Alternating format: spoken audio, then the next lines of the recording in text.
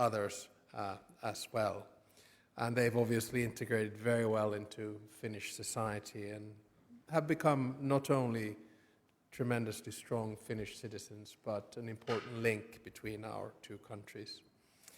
The unintended consequences of Russia's war of aggression in Ukraine is that Europe is more united than ever, and European integration is back on the table. We are witnessing the emergence of a new Iron Curtain between Europe proper and Russia. And the place of Kosovo is very clear. It's at the center of Europe.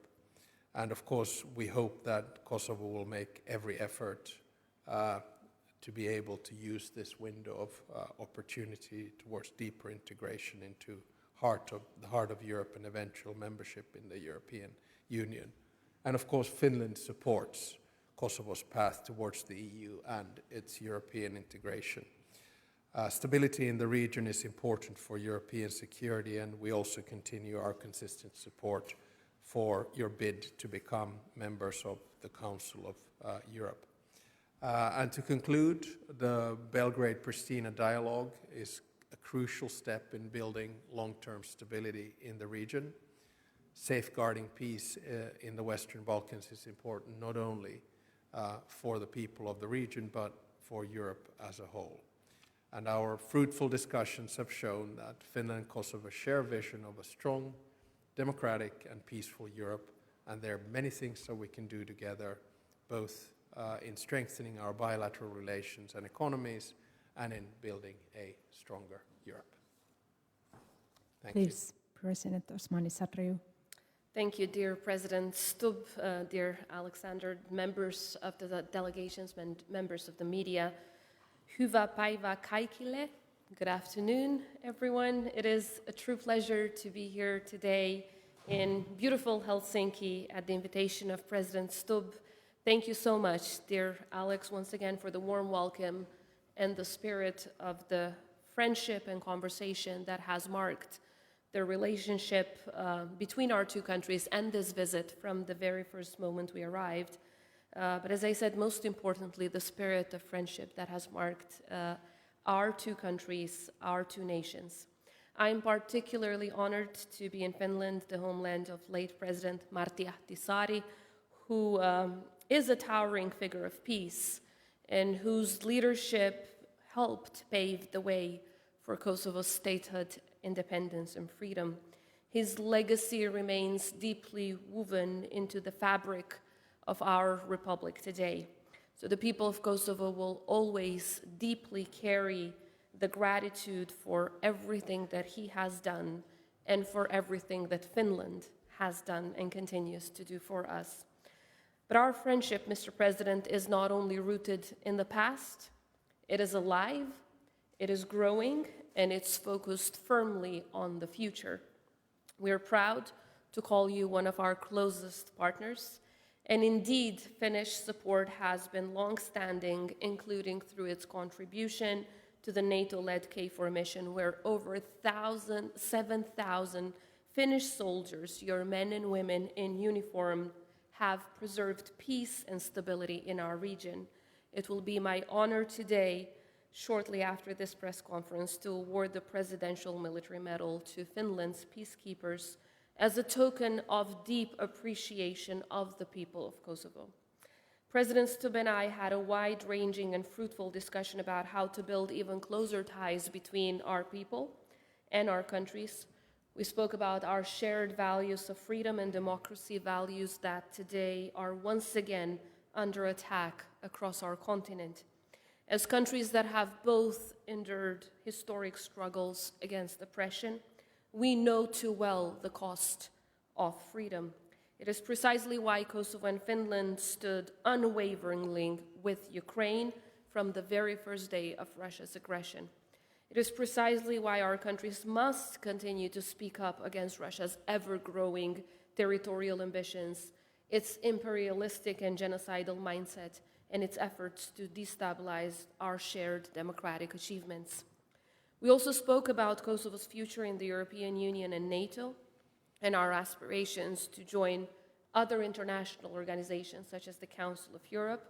To this end, I want to express our deep gratitude for Finland's steadfast support at all levels of decision-making. Kosovo today has the highest level of democracy and rule of law, and it's among the fastest growing economies in our region.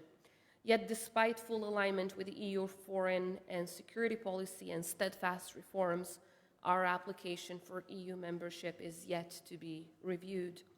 The people of Kosovo, who are the most pro-European and the most pro-NATO in our region, deserve to see their aspirations matched with concrete progress. We're not asking for favors or shortcuts, just to be clear. We're asking for a merit-based process that rewards integration, reforms, and alignment with EU values, something for which we've had the support of Finland from day one. During our meeting, I congratulated Finland for its historic accession to NATO, a development that has made Europe safer and stronger. Where there is NATO, there is peace, and Kosovo is determined to be part of that effort by joining the alliance in the near future. And to this end, we count on support of our Finnish partners. In order to further enhance relations with Finland, and not just on the bilateral front, and once we have a new government in place, I intend to go forward with the constitutional procedures towards decreeing the opening of our embassy in Finland, because when there is more presence, there's always more progress. To deepen our security cooperation today, I also propose that Kosovo and Finland work together a more comprehensive security agreement and defense agreement between our two countries, which would be a natural step in a time when democracies must stand shoulder to shoulder, and which would mirror the bilateral cooperation that we have with so many of other NATO allies. We also spoke about challenges in our region, and as you know, Kosovo has chosen dialogue as the only means to resolve outstanding issues. Sustainable peace can only be built through full respect for international agreements and the rule of law, and ultimately by not denying or bullying your neighbor. We have unfortunately learned the hard way what it means to have a neighbor who does not believe in these principles. Yet again, we have extended our hand of cooperation to all our neighbors, because we need to make sure that our children, the very first generation to have only known peace and not war, never have to go through what we had to go through. The Republic of Kosovo, independent, sovereign, proud of its history and identity, but also proud of its potential, of its brilliant youth, is here to offer its friendship and cooperation. As an ally and a partner you can always rely on to defend our hard-earned freedoms. Finally, I want to express my deep appreciation to Finland for embracing the Kosovo diaspora living here, a community that so hardly contributes and actively contributes to Finnish society and economy. I look forward to meeting them later today and to witness firsthand their successes. So, Mr. President, once again, on behalf of the people of Kosovo, I thank you for your friendship, for your partnership, for your principled leadership that is keeping us all safe. You contributed to our safety not just in 1999, when your soldiers came in as our saviors. You're continuing with that contribution to peace, to freedom today. We will never take that for granted. I look forward to welcoming you to the Republic of Kosovo to experience the resilience, the energy, and the European spirit of our people. And most importantly, I look forward to working together to turn our shared vision into reality. Thank you once again. Kiitos. And first question goes to Niilo Simojoki, Finnish News Agency. Niilo Simojoki, Finnish News Agency. A question for both presidents. President Stubb, how do you comment the recent developments in the Ukraine dialogue? The foreign ministerial in London has been postponed after proposals both from Russia and the US, according to media reports, entail territorial concessions by Ukraine to Russia. Are we at a dead end, or is there a way forward? And to President Osmani, How do you see a possible peace in Ukraine that is somehow beneficial for Russia, affecting your security situation because Russia and Serbia foster close relationships? I think it would be quite proper to begin quoting President Martti Ahtisaari in peace mediation by saying that everything that humans have begun, they can also end. Peace negotiations are never easy. Our approach has been very clear from the beginning. We believe strongly that the negotiations should be sequenced. First, there should be an unconditional full ceasefire, which has been proposed by the United States, which has been accepted by Ukraine, but which has been rejected by Russia. After the ceasefire is in place, actual peace negotiations can begin in earnest. I admit that the situation is difficult, but it's never impossible. As far as territorial concessions and other things are concerned, we still attach importance to the three key principles of any statehood, which are independence, sovereignty, and territorial integrity. And as you will know, in the Winter War and the War of Continuation, Finland retained its independence, lost its sovereignty, and lost 10% of its territory. Our approach is very simple. We abide by international rules, and those international rules have not changed anywhere. Russia has violated them, and Russia should end this war. The situation is difficult, but we're not at a dead end. Perhaps just to add, because of course I agree with what President Stubb said, but to add that I strongly believe that any peace agreement must be such that does not encourage Russia to continue with its imperialistic and territorial ambitions against other countries. And I'm not only talking about this part of Europe, I'm also talking about the Western Balkans, because there's been a long traditional and historic intention of Russia to have a spillover effect. Because beyond territories, what Putin wants is an unstable Europe. What Putin wants is what he says, that to give a message that the values-based systems that the European Union and NATO are a failure. We shouldn't give him that argument, because Kosovo is a testament to the successes of the European Union, NATO, and the transatlantic partnership. So one, it's such an important principle that the transatlantic partnership, the one between Europe and the United States, stays strong, because history has shown us that only when this relationship is strong do we see successes that contribute to a Europe whole, free, and at peace.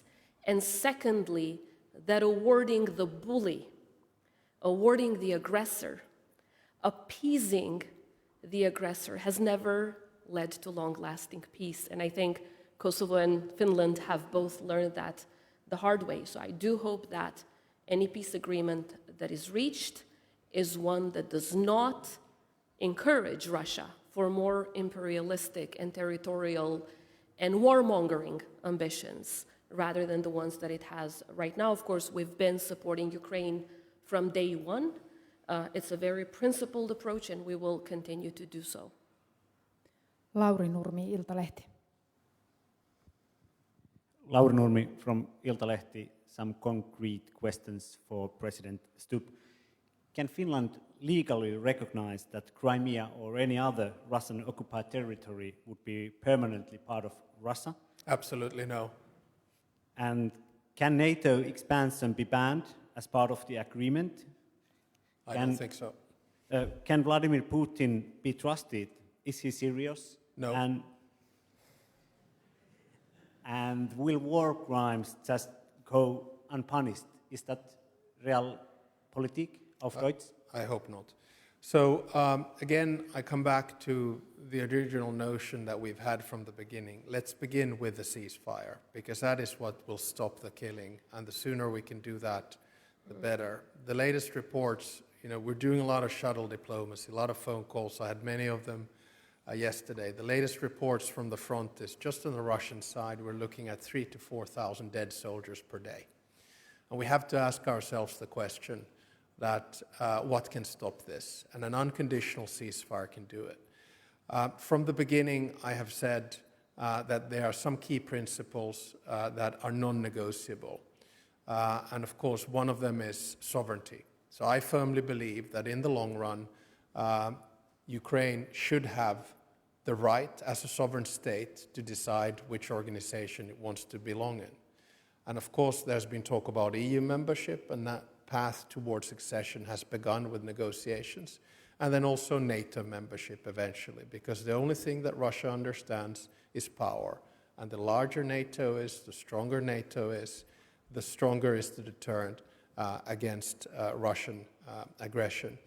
As far as war crimes are concerned, I think in the history of mankind, we've had examples where war crimes and war criminals have been indicted.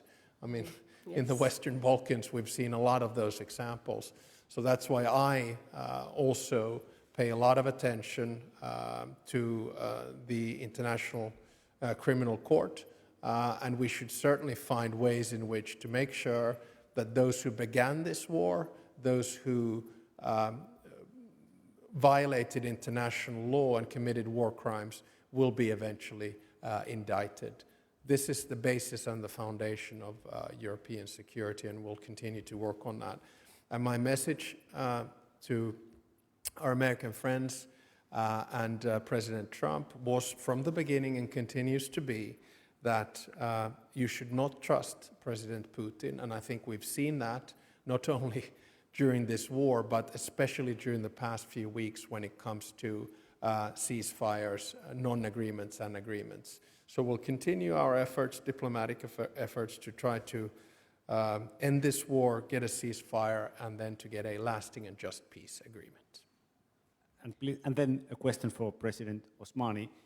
Can Russia or Mr. Putin be trusted? And are you worried about the situation where some countries may accept the principle that by using force, a country could expand its territory? Thank you. I think Putin has given the world millions of reasons to not be trusted, and not even a single one to be trusted so far. So I, of course, would join President Stubb's answer, because I think Finland knows Russia better than most, and we need to learn from the experience of countries that have had to deal with Russia over not just decades, but centuries. If we also look at Ukraine more particularly, I mean, Ukraine had to go from one invasion to another, regaining its sovereignty and its independence, and then it was reoccupied by Russia again and again and again, precisely because Russia never kept its word. So I think the answer to the issue of trust is absolutely clear. They have never given us a reason to trust them. And yes, I would say that, of course, if the kind of concessions are made to Russia, that just because you're bigger, just because you have more weapons, you can take over other sovereign countries by violating the basic principles of international law and rules-based order, that is dangerous for the rest of the world and not just the European continent. I mean, look at countries in Africa, look at countries in Asia. There are countries around the world that would be damaged by such a concession. Mostly, of course, it would be Europe, mostly the neighborhood here, but also the Western Balkans. So we are in favor of a rules-based order. As you know, in the case of Kosovo, the International Court of Justice has decided in 2010 that Kosovo's independence is in full compliance with international law, because just like Ukraine, we had been illegally occupied and illegally annexed, but we regained our independence with support of our international partners, including President Ahtisaari at that time, who made sure that history, is that Finland and the world comes at the right side of history after so much struggle and pain. So we need to work hand in hand with our US partners, and I think it's so important that President Trump is putting his attention on human suffering. And what I often say, having grown up as a child of war, is that when we have a human-centered approach, when you have a people-centered approach, when you start caring about those who are suffering most from the war, that's when peace is possible. So I have full trust on our European partners working together with the United States in making sure that the principles of freedom and human dignity are defended while working on a peace agreement on Ukraine. Eli Sairasvirta, Ilta-Sanomat. So President Trump gave Ukraine this kind of peace offer or peace deal, and according to media, it was a final deal, a final offer, and should Ukraine accept it, it would mean that it would actually lose some areas. So my question is for both of you presidents, what could happen if Ukraine does not accept this deal? And do you think it's a possible scenario that the US withdraws from this process as it has threatened? Thank you. At this point, I would refrain from commenting something that has not been deemed official and was only presented to the media, so I would ask for your understanding. Once we know whether something like that is official or not, only then I would be able to further comment. And I said a little bit earlier about what we believe should be the basic principles based on which an agreement is achieved. The United States has helped us, the Republic of Kosovo, achieve our freedom, our independence, our statehood, our democracy, and it stands by us today in defending these very principles even today as we are risked from our northern neighbor. So I strongly believe that President Trump, the same way that he has contributed in his first term to preserving peace, democracy, and freedom in our region, that he will do the same when it comes to Ukraine. But once we see a document that is official, I would be able to say more on that. Yeah, in the same vein, I want to refrain from any hypotheticals. My experience in diplomacy is that it's hard work, it's relentless. There'll be points and papers floated, there'll be discussions that begin, discussions that end.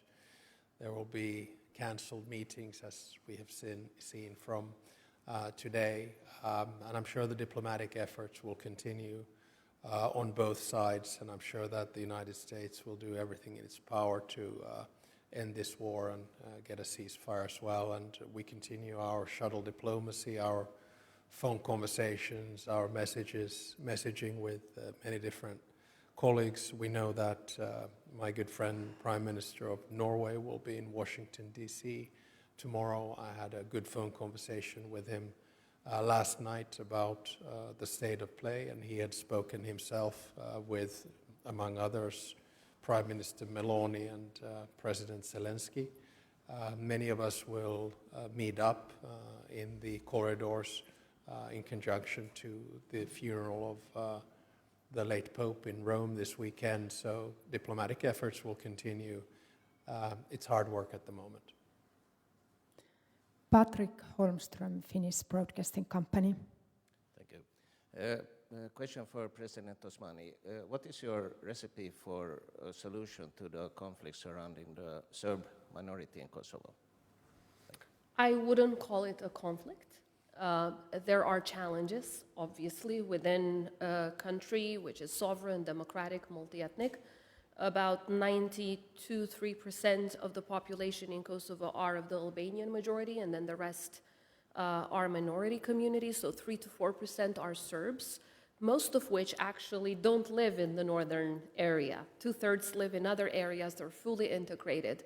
So what we have been doing is, one, work on rule of law, because in the north there were gangs that were armed, that were terrorizing the local population, intimidating them, using force against them.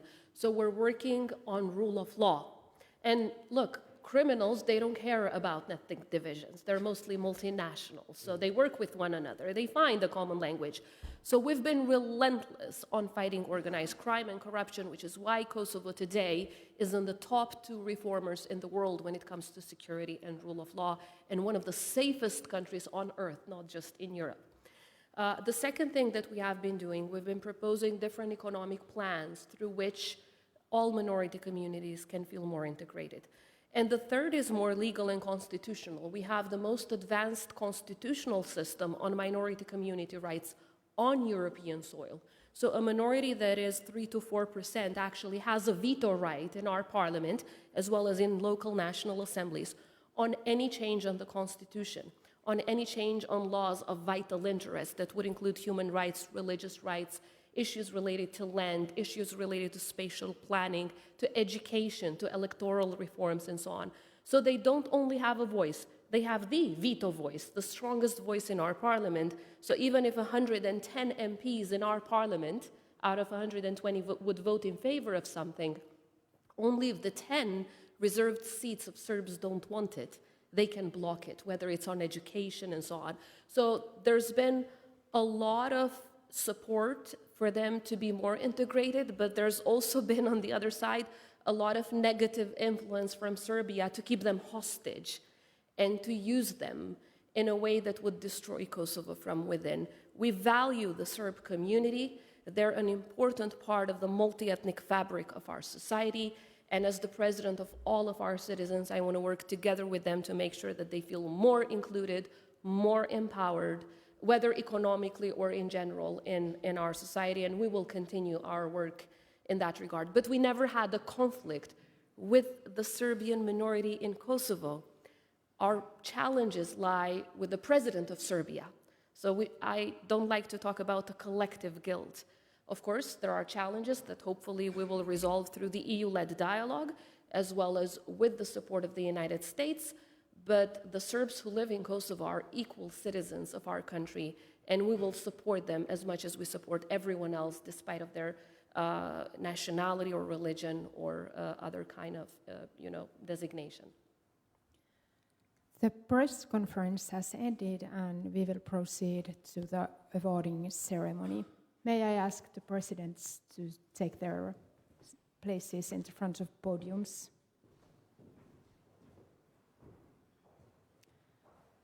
The President of Kosovo, Her Excellency Vjosa Osmani-Sadriu, will award the Presidential Military Medal to the Finnish Defence Forces in recognition of their contribution to peace and security as a part of the NATO-led KFOR mission in the Republic of Kosovo.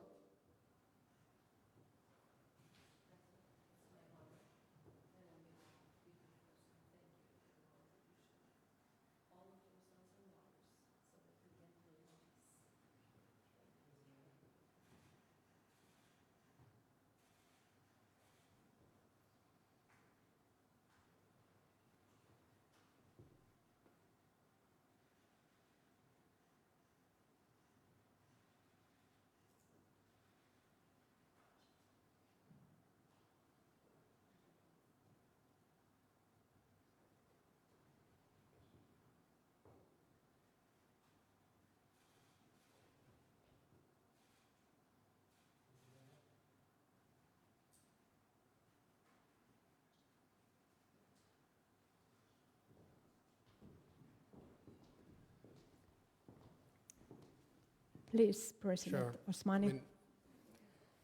Once again, President Stubb, members of the Finnish Defence Forces, in the darkest days for our people, Finland stood shoulder to shoulder with us, not just with troops, but with humanitarian aid, institutional support, and solidarity that crossed borders and deeply touched the hearts of our people. Today, we offer our deepest gratitude for that extraordinary support.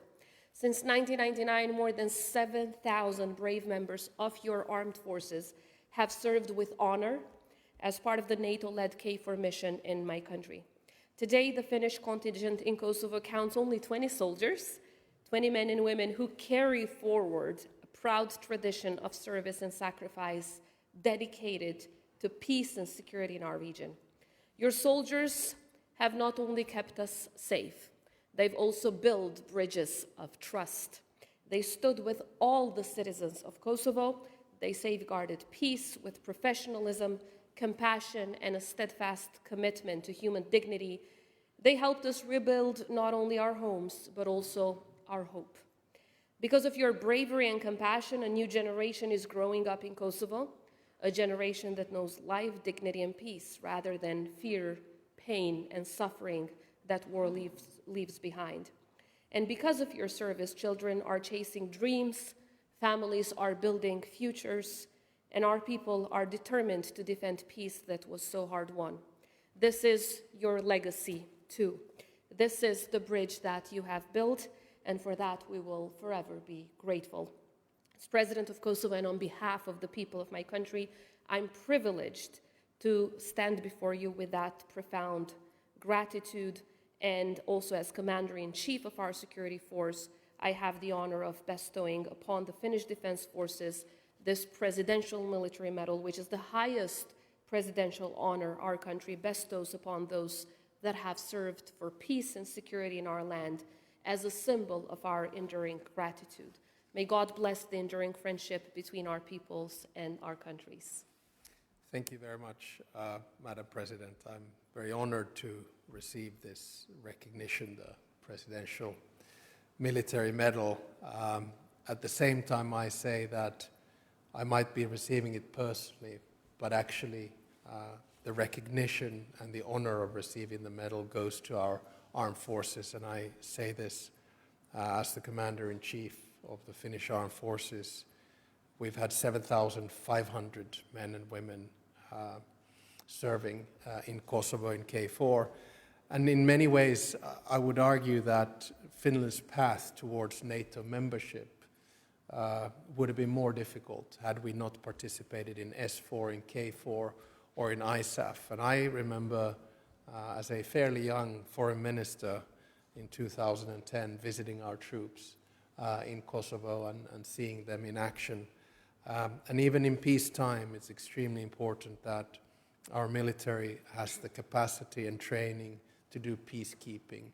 And K4 has been a big part of that and will continue with a slightly smaller contingent in the future, but nevertheless. I also believe that K4 is an excellent deterrent and plays a crucial role in ensuring the security and safety across the Western Balkans. So I, as Commander-in-Chief, but especially our armed forces and our soldiers who have served in Kosovo, are very grateful for this medal. Thank you very much. Thank you. The ceremony has ended. Thank you very much.